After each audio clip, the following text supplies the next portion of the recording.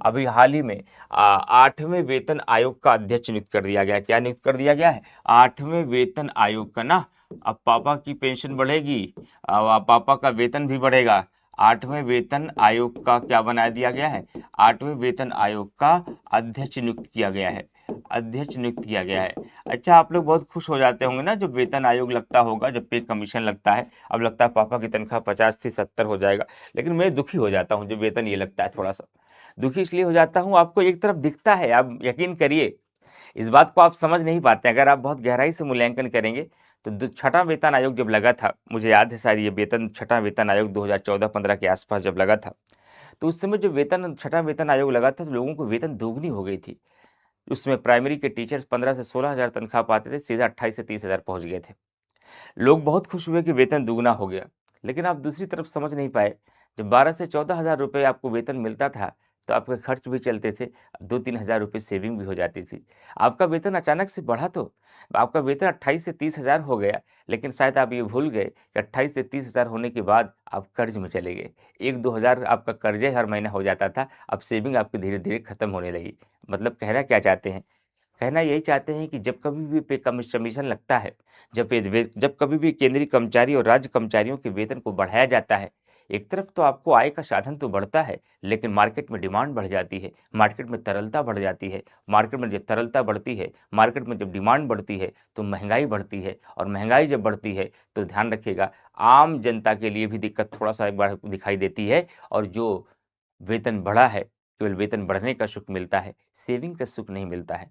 जो ज़मीनों की, लैंडों की, ऑर्नामेंट की सबसे ज़्यादा महँगाई एकाएक बढ़ी है, वो पे कमीशन के बाद बढ़ी है। सोने का दाम आज 1 लाख से ऊपर है। हमें लगता है 8वें वेतन आयोग का लाभ जिस दिन प्रारंभ होगा, ये सवा लाख, 1.5 लाख तक कहीं न पहुँच जाए, क्योंकि लोगों के पास कैपेसिटी आएगी, पैसा आएगा, तरलता आएगी, तो लोग डिमांड करेंगे, और डिमांड करेंगे तो महँगाई बढ़ेगी।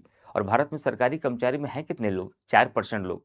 बाकी आम जनता कैसे झेलेगी? सरकारी कर्मचारियों के पास कम से कम वेतन बढ़ेगा, उनके पास पैसे आएँगे, वो डिमांड बढ़ाएँगे मार्केट में, लेकिन आम जनता को उससे कहीं न कहीं दिक्कत है। हमारा ऐसा मानना है, हम इस प्रकार से इसका मूल्यांकन करते हैं। हालाँकि कुछ न कुछ हित तो होता ही है, फ़ायदा ही होता है, क्योंकि एक भी हिस्से पे बात नहीं किया जाता है। हर किसी भी चीज़ के 2 पहलू होते हैं, लेकिन एक पहलू ये है कि महँगाई बढ़ती है। जब भी पे कमीशन लगता है, तो महँगाई बढ़ती है, ये ध्यान रखिएगा। तो 8वें वेतन आयोग का अध्यक्ष अभी किसे नियुक्त किया गया है? न्यायमूर्ति रंजना देसाई को नियुक्त किया गया। किसको नियुक्त किया गया है? न्यायमूर्ति रंजना देसाई को नियुक्त किया गया है। रंजना देसाई को नियुक्त किया गया है, ये ध्यान रखिएगा। अच्छा, रंजना देसाई तो इसमें अध्यक्ष होंगी सर, क्या इसमें कोई सदस्य भी है? सदस्य है वही तो बच्चे गलती करके आएंगे। अध्यक्ष सबको पता हो जाएगा, लेकिन सदस्य कोई ध्यान नहीं देगा, और सदस्यों का नाम कोई याद नहीं करेगा, और यहीं से आपसे गलती हो जाएगी, वो यहीं से आपसे गलती हो जाएगी। तो ध्यान रखिएगा, इस 8वें वेतन आयोग में इस 8th पे कमीशन के अध्यक्ष के रूप में न्यायमूर्ति रंजना देसाई को तो नियुक्त किया गया है, लेकिन इसके 2 अन्य सदस्य भी होंगे। क्या होंगे? इसमें 2 अन्य सदस्य भी होंगे। उसका भी नाम देखना पड़ेगा। अरे देखना नहीं पड़ेगा, बल्कि उसका भी नाम आपको याद करना पड़ेगा। एक है पुलक घोष। चलिए, अमिताभ घोष के नाम पे इनको याद कर लिए। अमिताभ घोष एक राइटर हैं, उनके नाम से इनको याद कर लिए। एक है पुलक घोष, और दूसरा नाम है सचिव जो है वो पंकज जैन बताए गए हैं। कौन बनाए गए हैं? पंकज जैन। पंकज आडवाणी एक आपके बिलियर्ड्स के खेल है, एक क्या है, एक बिलियर्ड्स के बहुत अच्छे खिलाड़ी है, बिलियर्ड्स के ना पढ़ाते हैं हम खेल में आपको, पंकज आडवाणी। अब तो मुझे याद हो गया, अब आपको याद हुआ कि नहीं याद हो गया? मुझे अब ये नाम नहीं भूलेगा। आप मुझसे जब पूछेंगे सर बताइए कि आपका 8वें पे कमीशन के 2 अन्य सदस्यों का नाम क्या है, हम तुरंत बता देंगे, क्योंकि मैंने लिंक लगा लिया, पंकज आडवाणी का लगा लिया, और अमिताभ घोष का लगा लिया, अमिताभ घोष का लगा लिया। तो इसका पुलक घोष, क्या नाम है इनका? पुलक घोष और पंकज जैन, ध्यान रखिएगा। पुलक घोष और पंकज जैन, इसमें क्या है? 2 अन्य सदस्य है। तो रंजना देसाई के साथ साथ इन 2 का नाम याद है, ये एडवांस है, यहीं पर गलतियां होंगी, ये सबको याद रहेगा, ध्यान रखिएगा। ठीक है। अच्छा सर, न्यायमूर्ति रंजना देसाई जो है ये क्या थी सर? ये रे भाई, रंजना देसाई सुप्रीम कोर्ट की जज थी। सुप्रीम कोर्ट की ये क्या थी? सुप्रीम कोर्ट की जज थी। और ये कब रिटायर्ड हुई है? ये कब रिटायर्ड हुई है? 2014 में रिटायर्ड हुई है। और 2014 में रिटायर्ड होने के बाद बैठी नहीं है, 2014 में रिटायर्ड होने के बाद ये अपीली न्यायाधिकरण की अध्यक्ष बनाई गई। अपीली न्यायाधिकरण का क्या बनाई गई? ये अपीली न्यायाधिकरण का अध्यक्ष बनाई गई। इतना ही नहीं, मैं जानकारी के लिए बता दूं, रंजना देसाई ने परिसीमन आयोग के अध्यक्ष के रूप में भी अपनी भूमिका निभाई है। क्या? रंजना देसाई की अगर मैं बात करूं, रंजना देसाई की अगर मैं बात करूं तो इन्होंने परिसीमन आयोग के रूप में परिसीमन आयोग के अध्यक्ष के रूप में भी अपनी भूमिका निभाई है। जानकारी के लिए बता दूं, जम्मू एंड कश्मीर में जो परिसीमन के माध्यम से सीटों का पुनर्गठन हुआ है, जम्मू एंड कश्मीर में जो परिसीमन के माध्यम से सीटों का पुनर्गठन हुआ है, इस पुनर्गठन में रंजना देसाई ने एक महत्वपूर्ण भूमिका निभाई थी। अब रंजना देसाई ही सिफारिश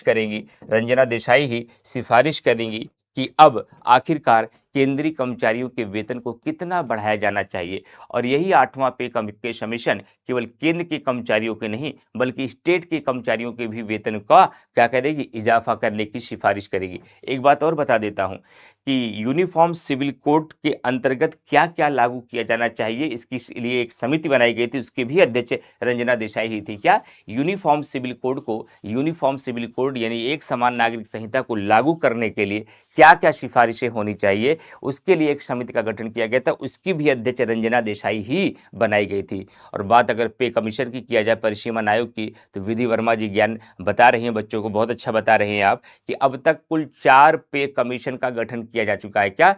अब तक टोटल 4 पे कमीशन का गठन किया जा चुका है। 1952 में, 62 में, 72 में और 2002 में पे कमीशन का गठन किया जा चुका है। ये सवाल कहीं पूछा गया सर? अरे आईएएस ने पूछ लिया बाबू, आईएएस ने 2023 में पूछा लिया कि अब तक टोटल कितने परिसीमन आयोगों का गठन किया गया है, तो अब तक टोटल 4 परिसीमन आयोगों का गठन किया गया है। हालांकि अनुच्छेद 82 में तो स्पष्ट था कि प्रत्येक जनगणना के बाद एक परिसीमन आयोग का गठन किया जाएगा, लेकिन बढ़ते जनसंख्या के क्षेत्रीय असंतुलन के कारण ऐसा हो नहीं पाया।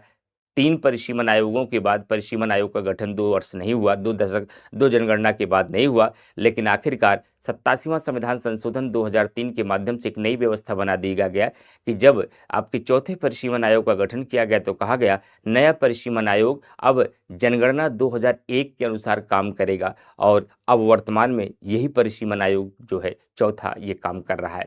ठीक है भैया, चलिए, तो इसके दोनों स्टेटमेंट आपके सही हैं, इसका पहला भी सही है, दूसरा भी सही है। और पूछा क्या जा रहा है, दिए गए कथनों में से कौन सा आपका सही है? दोनों सही, इसलिए राइट आंसर आपका सी हो जाएगा।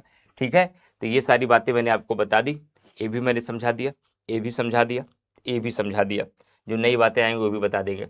और ये गुजरात सरकार के लिए भी काम कर चुके हैं, तो उन्हें समान नागरिक संहिता लागू करने की सिफारिशों देने वाली समिति का अध्यक्ष भी बनाया गया था।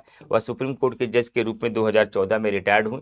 रिटायरमेंट होने के बाद इन्होंने बिजली अपीली न्यायाधिकरण का अध्यक्ष बनाया गया। कौन सा अपीली का? बिजली अपीली न्यायाधिकरण का इनको अध्यक्ष बनाया गया है। इसके अलावा परिसीमन आयोग का भी नेतृत्व किया और उनके ही मार्गदर्शन में जम्मू कश्मीर में सीटों का पुनर्गठन हुआ। उनकी अध्यक्षता में 7 नई सीटों का गठन हुआ और जम्मू कश्मीर के कुल सीटों की संख्या बढ़ाकर 90 हो गई। किसकी बात कर रहे हैं? मैं विधानसभा की बात कर रहा हूं। यही नहीं, लोकपाल चयन समिति का भी वह नेतृत्व कर चुकी है। कौन? रंजना देसाई। रंजना प्रकाश देसाई के अलावा वेतन आयोग में 2 मेंबर भी होंगे। एक तो आईआईएम बेंगलुरु के प्रोफेसर पुलक घोष हैं, इसके सदस्य के तौर पर काम करेंगे। इसके अलावा पेट्रोलियम मंत्रालय के सचिव पंकज जैन को सदस्य सचिव के नाते जिम्मेदारी सौंपी गई है। उनका प्रशासन का एक लंबा अनुभव है।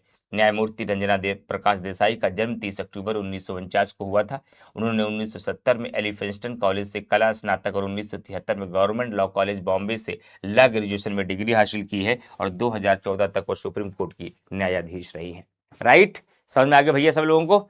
सारी चीज़ें तैयार हो गई, तो इसका डिस्कशन करिए, इसका शॉर्ट नोट्स बनाइए, अपने दोस्तों से पूछिए और सारी बातें एकदम तैयार रखिएगा, सारी बातें याद तैयार रखिएगा।